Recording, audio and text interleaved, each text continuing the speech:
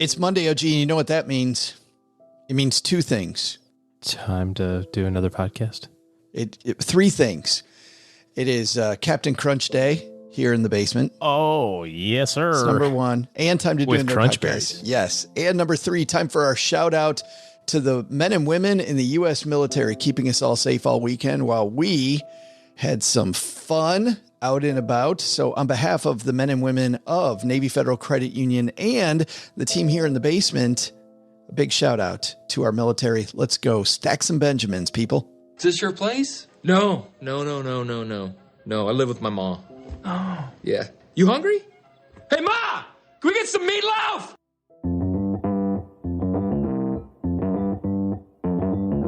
Live from Joe's mom's basement, it's the Stacking Benjamin Show.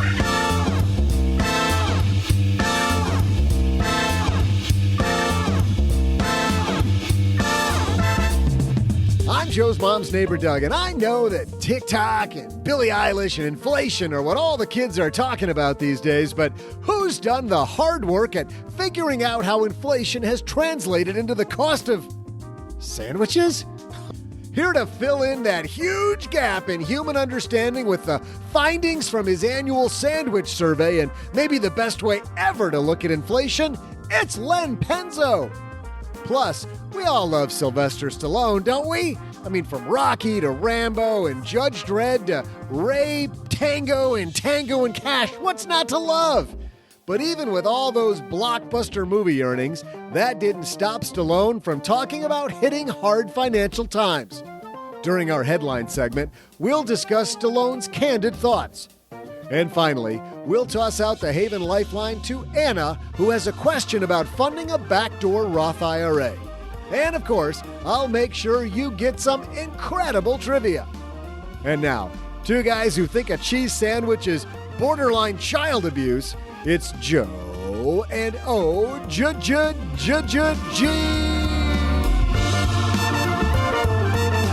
love it when Doug calls back to the old days. Them's fighting words. They were fighting words. Hey, everybody. Welcome to Fighting Words for the Win podcast. I'm Joe Saul-Sehy, Average Joe Money on Twitter, and Len Penzo and the Sandwich Survey. This is an episode we look forward to every year, OG. A little inflation learning. It is the funnest way to learn about inflation, and most fun. Mr. Penzo ready to make his splash as usual down here in the basement. We got a couple headlines. We're going to talk about Sylvester Stallone. What's your favorite Sylvester Stallone movie? First Blood. Duh. You didn't even, there was like nothing. Just, that was quick. That or the, what was the one where he was the mountaineer guy? Do you remember that one? Where he had to like climb the mountain, but he was like always in a t-shirt and gym shorts or something like that. It's pretty believable. Why wouldn't you be? That's not the way you go mountain climbing? No, that's not how I would go mountaineering. In fact, how I go mountaineering is generally to watch other people go mountaineering. That's the best way to mountaineer. I'll tell you what, mountaineering from the safety of your sofa is... it's every bit as scary watching Free Solo. Like really close to the movie screen. If people haven't seen Free Solo, you got to go see Free Solo. Yeah. But not the topic today. We've got Sylvester Stallone. We got our TikTok minute that our friend Meredith sent us, and Len Penzo waiting in the wings. Let's get ready to get this party started. But of course, first, hey, stackers, pay off your credit cards every month like you should in full. If so, you want to hear something amazing? Discover matches all the cash back you earn on your credit card at the end of your first year automatically with no limit on how much you can earn. How amazing is that? In fact, it's even more amazing because of all the places where Discover's accepted.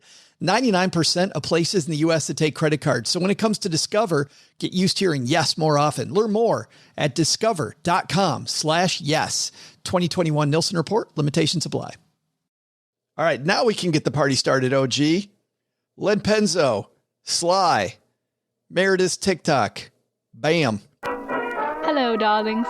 And now it's time for your favorite part of the show, our Stacking Benjamin's headlines. Our headline today comes to us from NikkiSwift.com, a site talking about all the stars. Sylvester Stallone gets candid about being broke. This is written by Jersalyn Jovan and Luke Grella. Actor Sylvester Stallone's come a long way since his days as an aspiring actor and screenwriter. Stallone acclaimed fame and became a household name. Wow, that's not even a full sentence. As the writer and star of his 1976 Academy Award-winning film Rocky. The success of his writer debut made him one of Hollywood's most in-demand stars and paved the way for a series of Rocky sequels, as well as 5 Rambo films. Prior to his success from Rocky, Stallone lived as a struggling actor. While reflecting back on this period in his life, the Oscar winner candidly shared what he learned from being broke. I am not the richest, smartest, or most talented person in the world, but I succeed because I keep going and going and going, the Get Carter star said. When I saw this headline, I was thinking that he intimated that he was broke presently. No, not now. Thankfully. He's actually looking back at before, but that actually brings up why I wanted to talk about this, because I think that the last few weeks we've had history last week. The week before that, we had people on the rebound, right? All of these stories about people making something out of nothing, out of really not much. I mean, at what point does being broke go from being your horror story to, you know what? This is reality today, but I can beat this. And if you're looking for some motivation, this is a great story. If you don't know Sylvester Stallone's story about how he had to sell his dog to keep feeding himself and put shelter over his head while he was still trying to market the first Rocky movie. Everybody wanted to buy the movie, but they didn't want him in it. He had that one thing that he knew he needed, which was he needed to star in the movie. Yeah. And I think he was offered like $500,000 or something, which, you know, what was that, 1970 something? Early 19, sure. Late 1970s. Yeah, it's a crap load of money now. It was even more 40 years ago. So 50 years ago. So he stuck to it. I think the stick-to-itiveness is a great part of it. The do everything you have to do to succeed is a great part of it. I think just also recognize that wherever you are, it's temporary. You know, how you view what you're thinking about is how you view it. It's really kind of trite to say, but in other parts of the world, like our poorest people are the richest people there. You know what I mean? And that doesn't really help if you're trying to pay today's gas prices or food prices and you're in the United States and that sort of stuff. Or just even figure out where you're going to sleep. Yeah, but it's temporary. You can do something. And I think as long as you have the most optimistic viewpoint, there's a great part in one of Tim Ferriss's books. I think it was that The Tool of Titans. He asked most people what books they recommend. And one person, I don't remember who this was, says that he recommended Matt Ridley's Rational Optimist a whole bunch, because the more optimistic you are, statistically, the more likely things are going to go your way. Isn't that wild? So, you know, when you're kind of down in the dumps, when the promotion didn't come through, when the raise didn't happen, when the, you know, grades didn't go the way that you wanted to, and the college selection, you have to go to a different school, and, you know, wherever you happen to be, choose the happier side of that. And statistically, you're going to be better off anyway. So I remember hearing this when I was in my darkest days, which was that phrase that the past does not equal the future. Mm-hmm. Just because yesterday was that does not mean I got to wake up today and continue what happened yesterday. I can wake up and at least try for something different. And by the way, there's a key piece here, OG, which is that whole time that Stallone was optioning the script for Rocky and refused to take the answer that he was given, which is that he wouldn't star, there was never any assurance that that was going to go his way. Right. That was going to go really well. Speaking of Len Penzo, Len will tell you this story about a song he wrote that was pretty damn good. And people offered to buy it from him. And he said, no, I want to sing it. They said, no, you're not going to sing it. We want to buy You're not that good. We want to buy the song without you. And Len turned him down. And guess what? He still owns the rights to that song today. He was trying to pull a Stallone and it didn't quite work. There is no assurance that it's going to go the way that you want it to go. Yeah. But you have to try, you know what I mean? You have to, you said the past doesn't equal the future, but I think it's also true. Your past is what you decide it is. You know, if you want it to be this terrible experience, then that's what it is. If you think about it like a great learning experience, which is what this article's about here with Sylvester Stallone. What a great opportunity to reflect back and go, now that I have some financial success, I remember what it's like to not have that. I'm glad I got that learning out of the way, and I don't have to learn it now in my 70s. I learned it when I was in my 20s. It's a good time to learn those things. And when you're thinking about money decisions, we all make dumb money decisions, some more frequently than others. But if you're trying to dig yourself out of something, you just figured out a way how not to do something. Like, well, that doesn't work. Like the Thomas Edison piece, right? Yeah. Good stuff there. Hey, it's time for our TikTok Minute. Meredith sent us a TikTok OG for us to peruse.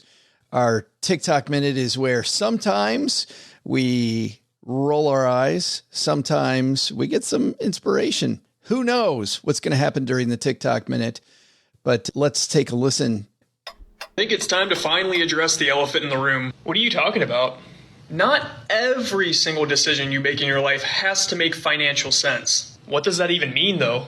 It means when you took your family out to dinner the other night, that probably didn't make the most financial sense, but you did it anyway, and that's okay. It's okay to spend money for the simple fact of enjoying things. Now, obviously, there's an extreme side to this, so sacrifice where you need to and splurge on the things that are important to you. Wow. Little voice of reason going on there on TikTok. You're not supposed to exactly optimize everything in your life. What is up with that? I freeze the exact number of ice cubes necessary to cool my drink. I've saved 11 cents a day on water. I always have 3 extras, though, just in case the day gets the best of me. To put in your wine? Yes.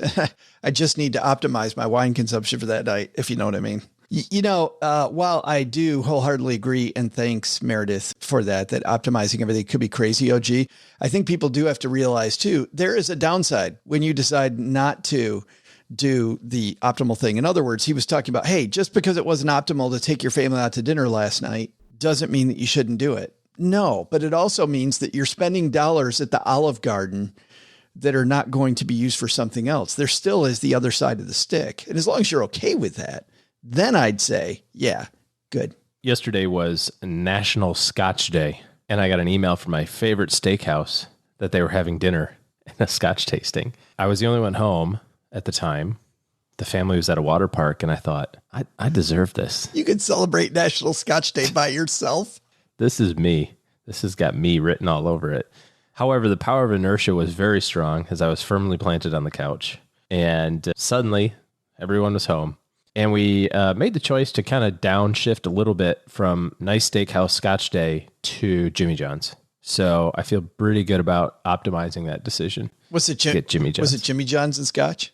No, just tap water. So you didn't celebrate Scotch Day at all? I did not. No, I optimized and got Jimmy John's. Optimized. I don't think I called Jimmy John's optimizing. Would you call that declaring a truce? Well, I was also getting ready in case I had to run a marathon today. So I ate a loaf of bread with 1 piece of turkey on it and copious amounts of mayonnaise. Smart move. Strategery. Hashtag optimization. Thank you, Meredith, for that lovely rational person on TikTok. Who's the rational person on TikTok? By the way, we're on TikTok. Oh, yeah? Yes. I actually made a TikTok video and I didn't dance either. StackyBenjamins.com, or excuse me, Joe at StackyBenjamins.com. If you want to send me a TikTok video that you found about the wily world of finance. Good stuff, Meredith. Thanks for sharing. You know what? I just heard the door open upstairs and Mr. Penzo is upstairs, I believe, talking to Mom. He's brown bagging it. Here he comes. So we got to get out of here. Doug, come on. Come on. Hey, let's see what Mr. Doug is up to. Hey there, Stackers. I'm Joe's mom's neighbor, Doug. And did you know that construction of the Tower of Pisa began this day back in 1173? Of course you did. Just like Mom's best fruitcakes, it only took 2 centuries to complete. Can you imagine the horror of the dude who figured out early on that it might be leaning? I mean, imagine you hire a contractor for a 2-week job and he waits another 199 years to mention that construction might not be going perfectly. Hopefully the owners had a 0% financing on that building loan. You know, I've actually got a money idea for what they should have done. But first, the Italian history continues. Here's an organization that pulled in tons of cash over the centuries, the Catholic Church. The Sistine Chapel in their corporate headquarters, called the Vatican, opened this day in 1483. So today's question is, who painted the famous ceiling? I'll be back with your answer faster than you can. Put some mozzarella on your pepperoni.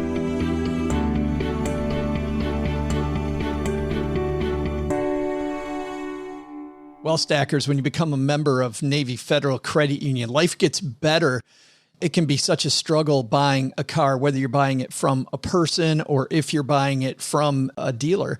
And frankly, the bank doesn't usually make it easier. You get this big hassle and run around, have to wait in line, and then get the big credit check, which can take forever and be approved for the loan. And hopefully you do that ahead of time, because if you do it after you purchase the car or agree to purchase a car from another person, well, then you have issues. Now, if you could buy a car cash only, that's a great way to do it. But if you need payments and then looking for all of the stuff you need to figure out what payment is going to be best for your budget after you've negotiated the price, can be a hassle. So that's why Navy Federal's created a fully loaded car buying experience to smooth out that process. You can finance, buy, protect, and enjoy your auto purchase all through one convenient place. They have low rates and pre-approval. It's good for 90 days. So you know when you're walking around what you can afford while you shop. You can save thousands off MSRP with Navy Federal's car buying service powered by TrueCar. And you'll also get exclusive member savings with Carfax, Geico, and SiriusXM. They're always available with 24/7 member service representatives to answer any questions. Learn more at NavyFederal.org. The Navy. ARG. NavyFederal.org/car buying. Much better. Credit and collateral subject to approval. Your actual savings off MSRP may vary. Navy Federal Credit Union is federally insured. My goodness, by NCUA. At T-Mobile for Business, unconventional thinking means they see things differently so you can focus on building your stack.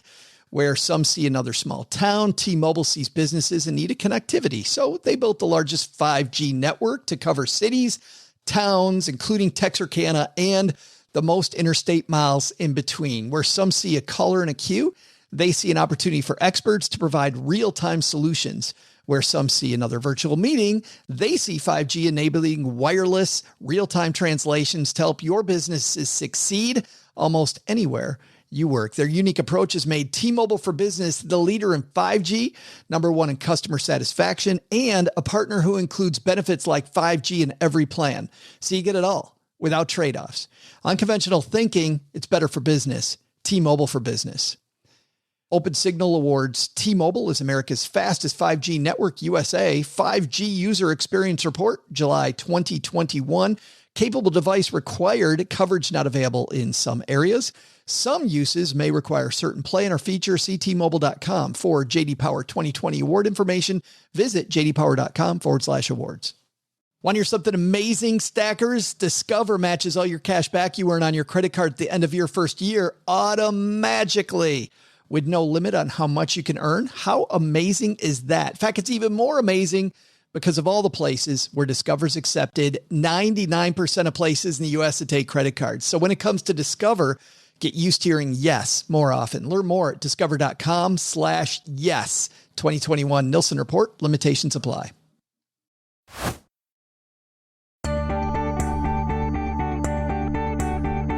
Hey there, Stackers. I'm Joe's mom's neighbor, Doug. So if you're headed to Rome, you're going to see a ton of buildings made of marble. Differentiate, people. I mean, come on. In Italy, old marble stuff is a dime a dozen. Or, is that a lira a dozen? Huh. Well, either way, 2 words. Boring. So how about this? What if they made another leaning tower, but this time out of, wait for the genius, pizza!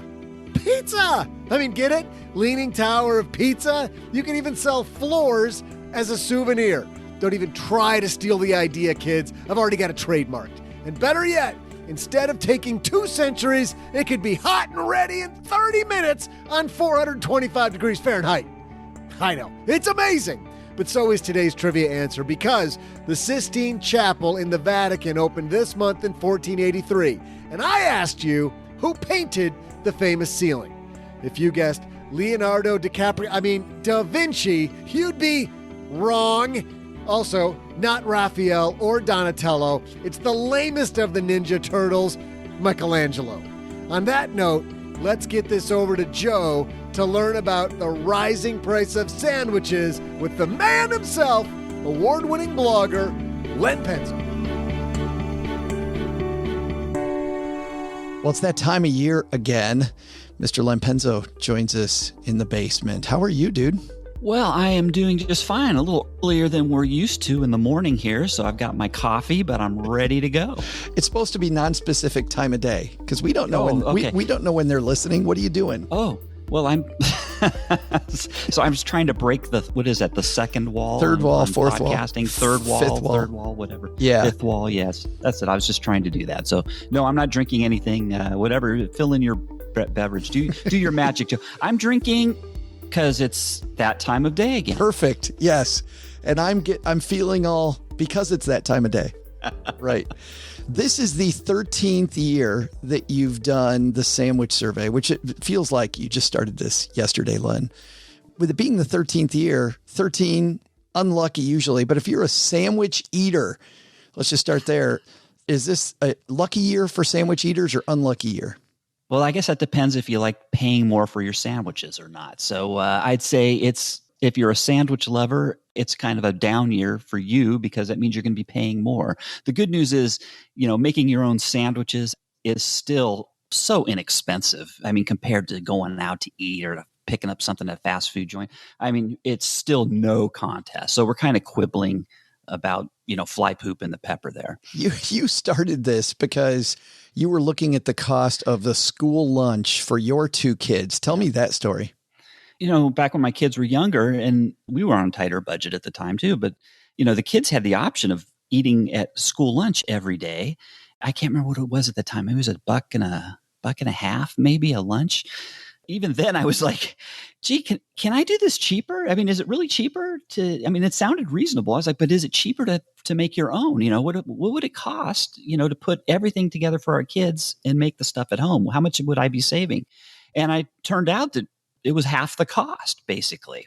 So it was very interesting. And then once I did that, I said, well, I wanted to share the results. And so I started the survey. Within 2 years, I got picked up. CBS television, the news there in Los Angeles picked it up, and I got it on TV. And then after that, I was like, well, hey, people really like this stuff. So I started doing it every year after that. So, and then you got on the Stacking Benjamin show. And then I got on Stacking Benjamins, and it's like, now I have no choice but to keep doing this. You got to. But it's healthier too, Len. Of course it is. Oh, absolutely. I mean, have you ever seen some, the pictures of those school lunches? First off, they look terrible. They look unappetizing. I don't know how the kids could even want to eat that. Compare that to something that you can make at home. Yes, it's healthier. I mean, you control what you're putting in your child's bodies, and it's just better all around. The cost of a school lunch has seen enormous inflation. Then if you were looking at $1.80, $1.70, you said this year it's a much, much bigger number. Yeah, it's according to schoolnutrition.org, which is where I got the latest information. This is the cost of the school districts, $3.81. So I'm going to assume that the schools are charging roughly the same amount. I'm sure they don't want to make money and they're not going to try to lose money. So yeah. My local school district last year, it was $3.75. So that seems pretty close. So let's talk about the methodology for people that are new to this study. You use one grocery store to try to keep that the same, use the same ingredients.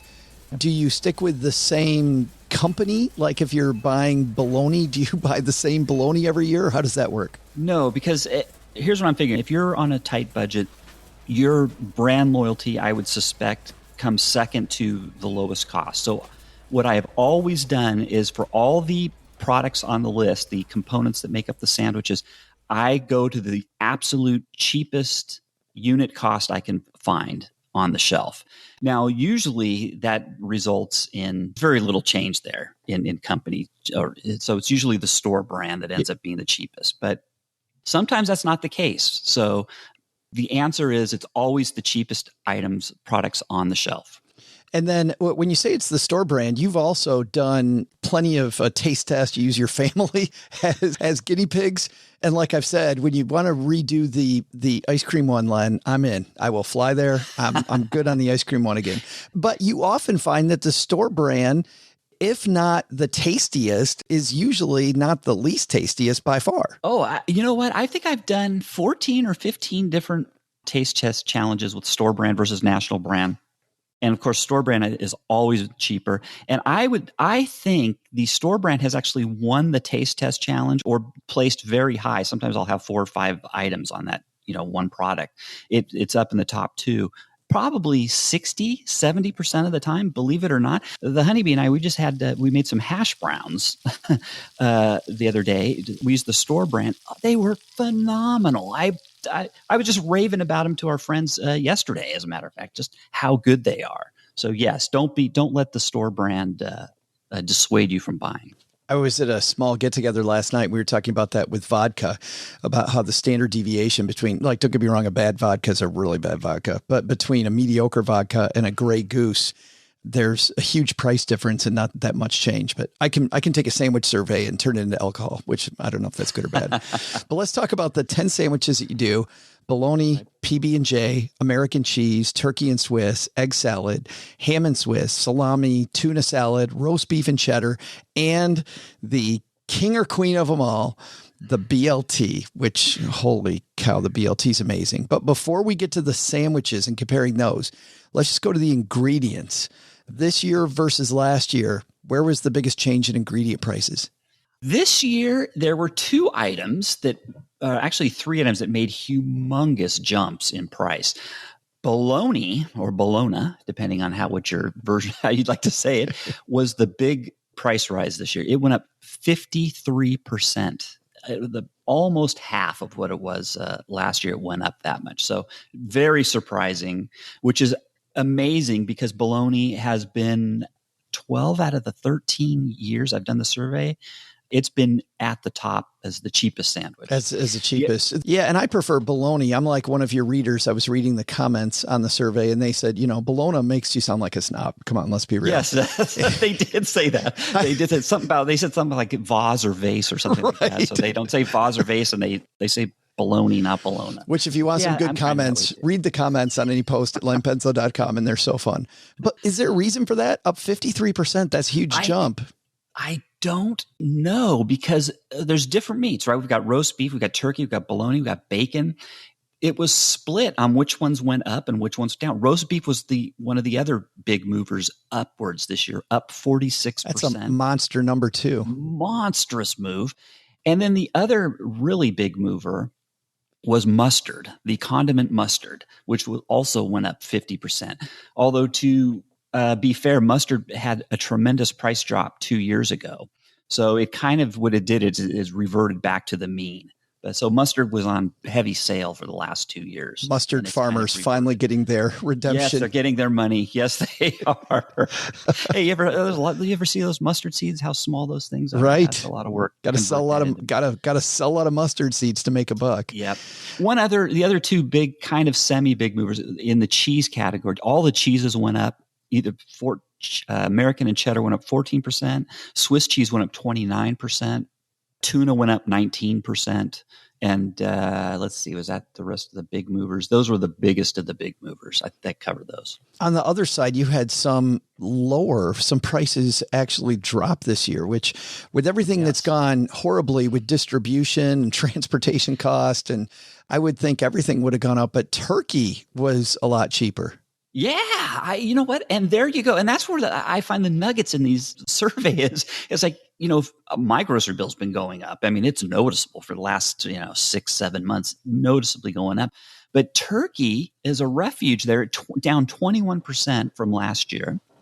And let's see, anything else went down big. The only other thing that really, the tomato went down 17%, which is interesting. The bacon, lettuce, and tomato, all the ingredients for the BLT went, except for the mayo, which barely budged, went down this year. Great news. So, yeah, it's good news if you like BLTs. The tomato, though, I love what you said in the piece, and we'll link to it on our show notes page at stackingbenjamins.com.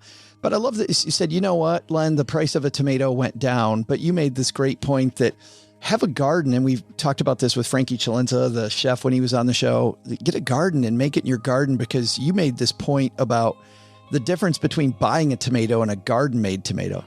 Oh my gosh. I'm sure most of your listeners have eaten a homegrown tomato, and they're compared to the stuff that you get at the store, on the shelf. I mean, there's almost no flavor compared to the homegrown tomato, and homegrown tomatoes are so easy to grow. My biggest challenge is I'm always fighting. I have to fight off the squirrels that just, and the other animals that get to them before I do. Because they only eat half of them, and then they throw the rest in the yard to taunt me, So, but they know a good tasting thing too. Oh, they certainly do. Yeah. Oh my gosh. So let's dive in then. Now we have the cost of and by the way, we talked about cost difference versus last year. Let's just go though to true cost. The cheapest condiment on here is, hey, if you want to have a mustard sandwich, still, even with a price increase of 50%, it's still 3 cents a serving, right? Yeah, and then mayonnaise, I think mayonnaise, I'm just surveying this, so tell me if I get this wrong. Mayonnaise looks like it's number 2 cheapest. Then strawberry jelly at 9 cents. A serving. That's correct. And then lettuce. Oh, and bread. The bread is still, yeah. Now to be fair, this is, I always go with wheat bread. It always turns out to be the store brand wheat bread. And to be fair, it is not as substantial as if you get maybe a name. That is one area where if you get a name brand bread, it's much heartier. Okay. So the wheat bread that I've got here, it's not as hearty, but hey, it still makes a great sandwich, and it's still cheap. It's 13 cents for 2 slices. So have you looked at the serving size? Because one thing we're starting to hear about again, Len, that I haven't heard about for a couple of years much, is shrinkflation. This idea that, hey, we're going to leave the cost per serving the same. We're just going to make a serving smaller, right? Yeah. The servings, generally, they don't change the serving size. The serving size stays the same. What they change is the number of servings in the container, okay?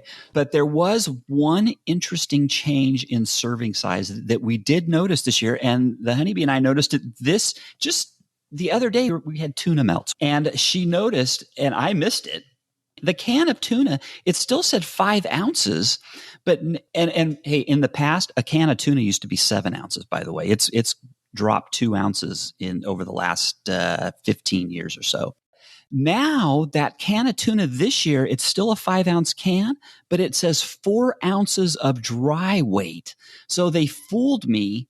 One of those ounces was water. Oh, so now it's 4 ounces with 1 ounce of water they put on there. So, you got to watch. But overall, you didn't see a ton of that. No. Like I said, the serving sizes don't generally change. That's the first time I've ever seen something like that change ever. So it's time for the drum roll. Last year, let's talk about last year. The cheapest sandwich was the bologna sandwich. Like I said, there was only 1 year the bologna sandwich has not come in first or shared first. It has shared first several times with PB&J. I think it's shared it 4 times. But last year it was the sole champion, and I forget what it was. It was, let me look real quick here. PB&J was 41 cents.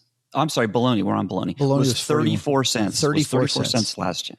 Yes. This year, it's still in first. After that, despite the 50% increase in the price of bologna, it still clung to a tie for first with the PB&J at 43 cents per sandwich. But PB&J did move into a tie this time. Yes, it did. It tied it. So it definitely tied. Its price went up 5%. The price of the bologna sandwich went up 26% this year. Wow. And then the cheese sandwich in third, up 11%. I remember the listener, Correct. Of course, the listener telling us that was child abuse, of course. Well, now here's the other thing. We always say, look, you can have your American cheese, just plain American, or you could make it tasty. You can make a grilled cheese. That's still an American cheese sandwich. And you put mayo on it too. Of course. You have to. Yeah. Of course. So that's in third place at 68 cents, a appreciable jump and 11% higher. Was that in third place last year? Yes, it was. The top 6 positions did not change unless you want to count PB&J going from number 2 to tying for first. Turkey and Swiss at number 4, about the same. Egg salad, about the same at 72 cents. Ham and Swiss up slightly. So, well, up 7%. I say that's probably, look at inflation, 7%, a pretty big number. And it's just over the average this year. The sandwich prices have been climbing steadily since 2018. So this year it went up 6% and change. So the ham and Swiss was just a little bit higher than the rest of the sandwiches on average. BLT is the king or queen of sandwiches. Has that always been the most expensive one on your list? All but 1 year, it has always been the most expensive. The interesting thing about BLT, and I just noticed this year, it is a counter-cyclical indicator. So at least since 2014, it's when the price of sandwiches were in general, overall, were going down. The BLT between 2014 and 2018 went up. But now that for the last 3 or 4 years, the price of sandwiches have been going up, the price of the BLT has been coming down, which is great news for people. I mean, it's closing the gap. Yes, sandwich prices are going up, but the BLT, as you say, the king or queen of sandwiches, is coming down. It's only $2.66 this year. It's still the most expensive, but its price fell 7% this year, and it's one of the cheapest it's ever been in the survey. So there you go. I mean, enjoy. And think about this too, Joe. A Big Mac is $3.99 at just a plain. You go to McDonald's, you go to order a Big Mac, $3.99 for a Big Mac. Well, make yourself a BLT for $2.66. Then you can throw in, you throw in the banana for $0.25. You throw in a bag of chips for, get the big variety packs, 33 cents for a pack in those variety packs. You can put in a pudding pack, the variety pack there, that's 50 cents a pudding, and a juice box for $0.25. That's only, that's $3.99 just about. $2.66 and $1.33, it's $3.99. Or you can just get a plain Big Mac at McDonald's. I did some homework on the Big Mac front. I'm glad you brought that up. The Economist every year does a Big Mac index where they look at the price of a Big Mac around the world, and they're using it in a different way than you're using it, Len. You're looking at inflation over the last 13 years. They're actually looking at currencies against each other, seeing that a Big Mac has so many different pieces to it. I mean, there's transportation costs, there's packaging, there's the cost of the ingredients, there's the wages that they're paying the people. So you have all these costs. So the Big Mac, to the Economist, is a pretty good indicator of real inflation versus the consumer price index, which, as you know, is kind of smoke and mirrors, right? Sure. Yeah. But they say the average cost of a Big Mac in general on a bigger macro scale than you're talking about, I think it's $5.51. So if you look at $5.51 for a Big Mac, and by the way, the cost of a Big Mac, I go back to the year 2000, a Big Mac, according to according to the Economist here, is around, and I'm going to have to eyeball this a little bit because it's on a chart, about $2.70, $2.60 worldwide. So you look at $2.60 or $2.70 versus $5.51. And then you look at the price of a school lunch, the amount that's gone up. It appears to me, am I seeing this wrong? Is the price of making your own sandwich at home going up in costs much slower than the cost of a Big Mac? Yes. 6% is, my grocery bill's gone up more than 6% this year, but the cost of a sandwich this year went up 6%. And that's 2 years in a row, it's gone up 6%. So in 2018, the average cost of a sandwich was 93 cents. I'm looking at a graph, so forgive me if I'm off by a penny. And we're up to $1.13. So it's climbed 20 cents in the last 3 years. And you think about the aggregate $1.13 sandwich versus a Big Mac, like the calorie count, the nutritional value. Yeah, it's still a bargain. I mean, compared to everything else, you can't beat it, Joe. It's like, yes, the price has gone up, but it's still so reasonable, especially for you parents out there who have kids. Don't torture your kids with the school lunch when you can just take a little time, take 5 minutes and give them that healthy school lunch. It's cheaper and it's going to taste better and your kids will thank you. Is that the big takeaway? That certainly is the big takeaway. I don't think I can top that, Joe. Well, Mr. Penzo, thanks a ton for hanging out with us and talking about the price of a sandwich again. It's always our favorite time of the year. Oh, it's my pleasure, Joe. You know what? I really enjoy doing this now. I'm never going to stop. It's just it's so interesting to me. Well, I'm going to have a BLT. Me too. Hey, this is John in Seattle, and when I'm not telling terrible dad jokes to anyone who will listen, I'm stacking Benjamins. Oh, I love Mr. Penzo. Brings it every year, OG.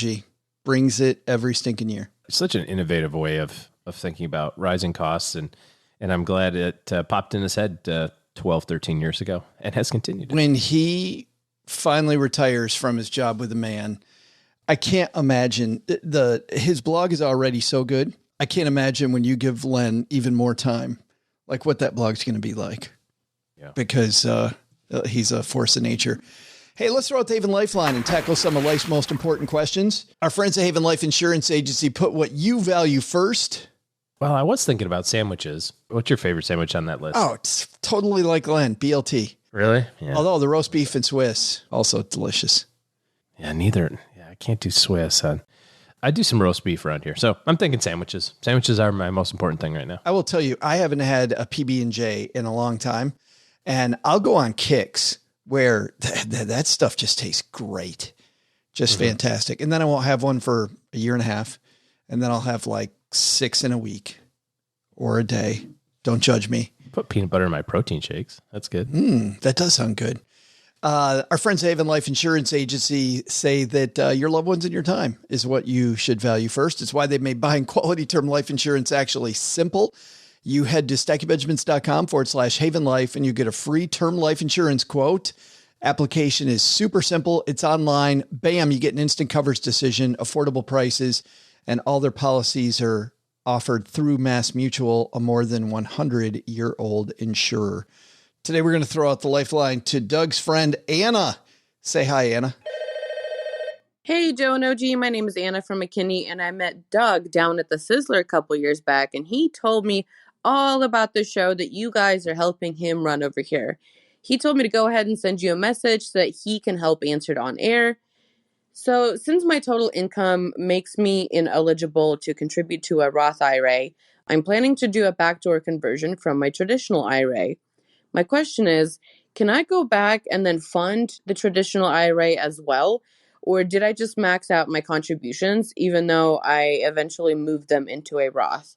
I will definitely be asking a tax professional come tax season next year, but I just want to make sure that I'm setting myself up for success before that happens. As always, thanks for nothing, you guys, but if you ever do a live show in Texas, I will be sure to bring you all some barbecue. See ya. Oh, Anna, awesome. Stop it. Aren't all of our shows live from Texas? Please stop it. Yes. Well, she's talking about not 800 yards into Texas. Actually, more, I don't know if you've ever heard this phrase, but deep in the heart of Texas. I eat breakfast 800 yards from a whole line of Arkansas Indians who are trained to kill me and don't think you can come in here for a moment. And anyway, I don't know. Yeah. Nice. Good pull there.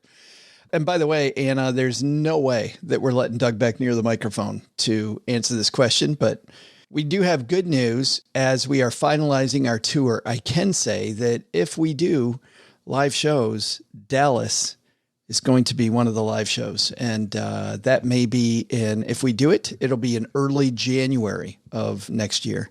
Yep. That's the plan, huh? We're going to have an announcement shortly, but Dallas is definitely on the short list. What you got, OG? Regardless of whether or not you are doing a conversion from a IRA to a Roth, the maximum that you can put into an IRA plan, whether it's IRA, Roth, deductible, non-deductible, whatever, the maximum is still $6,000 if you're under age 50. Where you run into some issues is whether or not you're eligible to do it based on your income. So like she was talking about there, if you make too much money, you can't put money in a Roth. If your income is too high, they don't allow it. But you can do an IRA.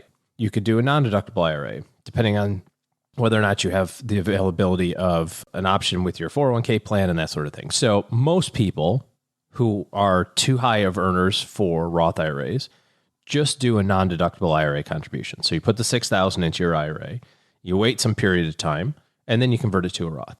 If you do that for 10 years in a row and you just do the non-deductible contributions, but you don't do any conversions, then you can put this year's 6,000 in and convert all 60,000 if you want.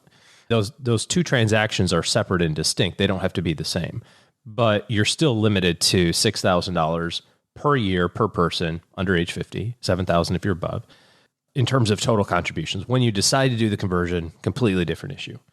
But most people kind of do it in the same year, basically. I think that was kind of the gist of the question, wasn't it? No, absolutely. You nailed it. Yes. Two separate things. And by the way, Anna, this is a really good move. And for people that don't know, OG, how good a move this is, moving money over to that Roth side when you have the opportunity, I think is something that I think more people should look into. Well, especially if you get a tax refund every year, if you are looking at your income taxes and you say, hey, I get this $3,000 refund and I've got an IRA for my old job. Why would you not just do a $20,000 conversion and just slowly drip that money away? If you don't need that tax money, if you're not using it for cash flow, and clearly you're not because you're withholding it and sending it to the government every year. But I think it's opportunistic, especially, we're not trying to predict where tax rates are going, but I kind of feel like maybe they're going to go up. Seems to make sense. And the higher earnings that you have, the more that you're going to be taxed. And it's almost like that HSA argument. We talk about optimizing everything and all that sort of stuff. And then we had that person on a couple of, months ago that said, screw that, just use the HSA as you need it. And forget about trying to, just like the money's here, use it. Don't try to save receipts for 28 years and then try to, because who knows what's going to happen 28 years from now.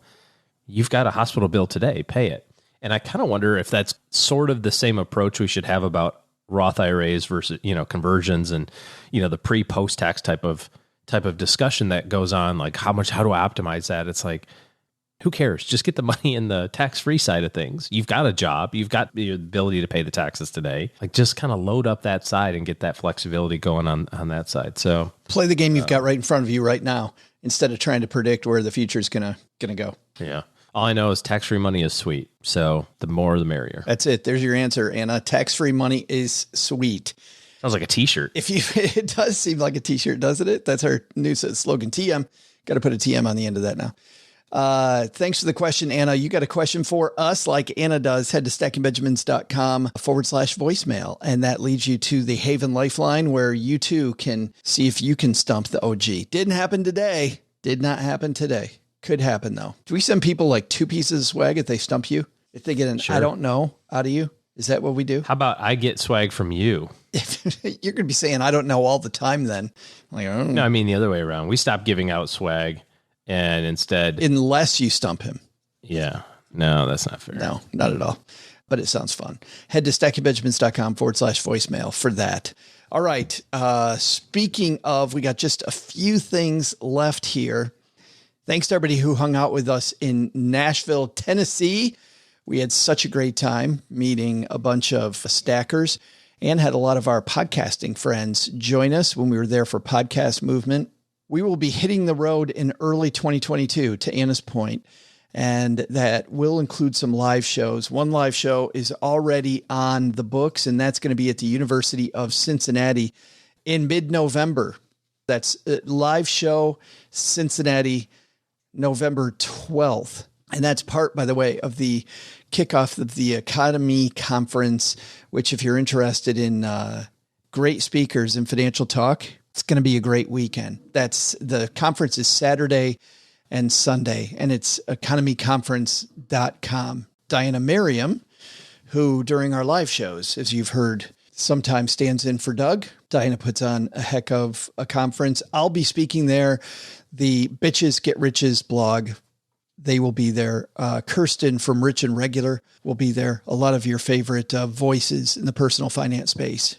But live show, OG, me, Doug, the team, and special guest to be announced later. I've got a guest in mind, OG, and I'm hoping they can come. And maybe we can get Brad, who does our shirts. When we did our Detroit show, he drove up from Cincinnati and was played our musical riffs live. We can see if he's bored. Yeah, see if Brad will join us. Hopefully he can. All right, that's going to do it for today. Hey, if you have more than financial planning questions, you just want to make better decisions on a much more frequent basis, and realize that you need better financial planning help in your corner, OG and his team are taking clients. So head to stackingbenjamins.com/OG. That's the link to OG's calendar. And that'll set up the meeting with OG and his team to talk about how their team can interface with yours so that you make better money decisions in the future. All right, that's going to do it for today, I think. Doug, you've got it from here, man. What should we have learned today? So, what should we have learned today? First, take a lesson from Sylvester Stallone. When you get knocked down, you gotta get back up again. Second, inflation is real, people. Not just in gas and lumber, but also in peanut butter and jelly. But the big lesson? Instead of sandwiches next year, Len, you should look at pizza ingredients. Because what kid doesn't love a cold slice of 3-day-old pizza for lunch? To learn more about our guests and for more resources, you can head to our show notes page at stackingbenjamins.com. To read the sandwich study for yourself and see what else Len Penzo has to say, head over to lenpenzo.com. This show is the property of SB Podcasts, LLC, copyright 2021, and is created by Joe Saul-Sehy. Our producer is Karen Rapine. The show is written by Taylor Stevens with help from Joe and Doc G from the Earn and Invest podcast. After you listen, check out our show notes page written by our website manager and blog editor, Brooke Miller. Brooke and Joe also collaborate on a guide to the show and with lots of extras we couldn't include on today's podcast. Heck, they'll also throw in some life money lessons from Joe, and it's all free. It's called The Stacker, and you'll find it at stackingbenjamins.com/stacker. Once we get all of this goodness bottled up, it goes over to our engineer, the amazing Steve Stewart, who helps the rest of our team sound nearly as good as I do right now. Want to talk about the show later? Mom's friend Gertrude is the room mother in our Facebook group, The Basement. She also is our social media coordinator, so say hello when you see us posting online. Here's a weird fact. She and Tina Eichenberg are never in the same room at the same time. For a URL that'll take you right to our Facebook group, by the way, type stackingbenjamins.com/basement. I'm Joe's mom's neighbor, Doug, reminding you, in the words of Stephen Wright, if at first you don't succeed, then skydiving is probably not your thing.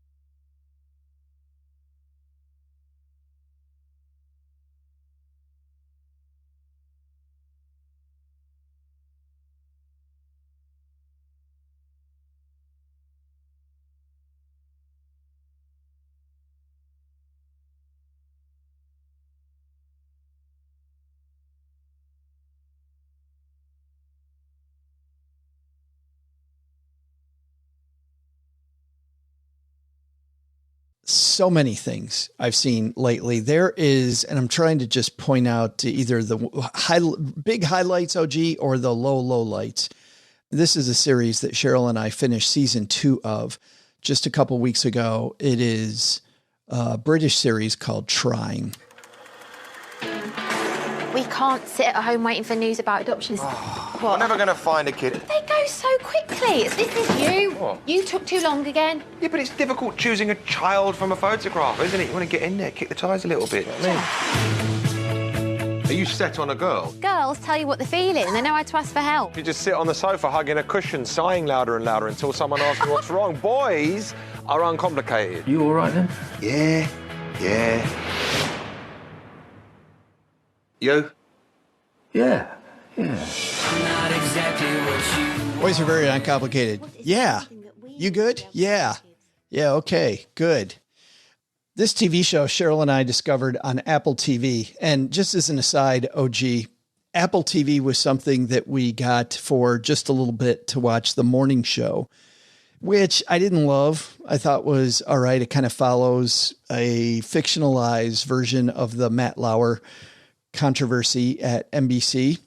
It was a very dark show, as you can imagine that subject matter would definitely be. But then I heard about another dark show called Tehran, which we talked about here in the past. And Tehran was amazing. And then Ted Lasso came out, and holy cow, best thing I saw in 2020 was Ted Lasso. And then as we were searching, we saw this show about two people trying to have a baby, realizing that they can't, and then deciding that they're going to adopt a baby. And season 1 is all about their deciding to and trying to be approved through the UK system to adopt a child. And then season 2, now they are in line to adopt a child, and they are dealing with all the disappointments and setbacks that come along the way. What I like best about this show is it has so much fun with the little things in life, with these little moments that even though they are specific to this couple, they at the same time are things that I think a lot of us have lived through. And I'll give you an example. He gets a bicycle because he wants to be healthier biking to work. If they're going to have a kid, OG, he wants to be pretty healthy doing it. Makes sense, right? So far, so good. Well, she's afraid because she reads too many tabloids that he is going to get hit by a bus on his bike.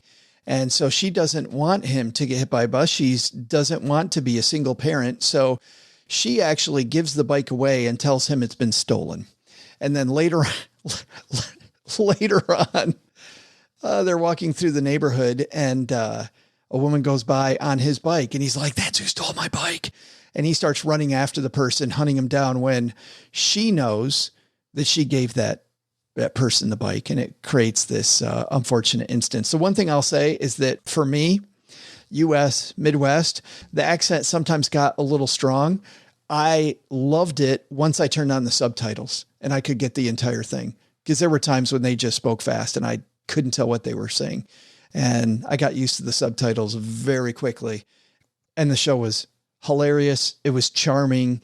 It's people trying their best. And in fact, it's funny, the name Trying, and I don't know that this gives anything away, but I realized partway through season 1 that Trying, while that name is ostensibly about them trying to get pregnant and then trying to adopt a baby, it really is just people trying to live life, from their careers to their friendships to their family situation.